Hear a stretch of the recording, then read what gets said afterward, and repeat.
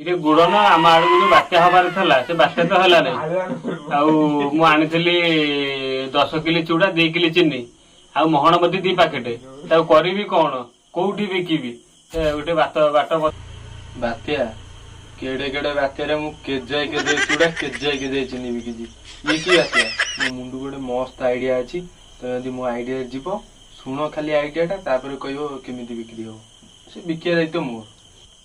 କହିଲୁ ସେ ଆଇଡିଆ ଟା କଣ ଟିକେ କହିଲୁ ମୋ ପଇସା ଟା ଟିକେ ମୋ ହୁଣ୍ଡିରେ ପଶିଯାଉ। ଆମର ଯୋଉ ଚୁଡା ଚିନି ତାକୁ କଣ କରିବା, ଆମର ଯୋଉ BS10 ଗାଡି ବାହାରିଥିଲା ତା ଦେହରେ ନଦୀଦବା। ଆଗରେ ଗୋଟେ ମହମବତୀ, ତମେ କହୁଛ ମହମବତୀ ପ୍ୟାକେଟ ଆଣିଛ, ଆଗରେ ମହମବତୀ ଜାଳିଦବା। ନେଇଯିବା ଯୁଆଡେ ବାତ୍ୟା ହଉଛି ସାଡେ ବିକିବା। ପୁରା କିଲୋ 100 ଟଙ୍କା ନା ଆନ୍ଧ୍ରା ବିଶାଖାପାଟଣା ସିଆଡେ ନେଇଯିବା। ସମୁଦ୍ର କୂଳ ବାତ୍ୟା ପବନ ଖାଇବା, ଚୁଡା ବିକିବା, ପଇସା ହେଲେ ଭୟଙ୍କର ଖର୍ଚ୍ଚ କରିବା ଆଉ କଣ।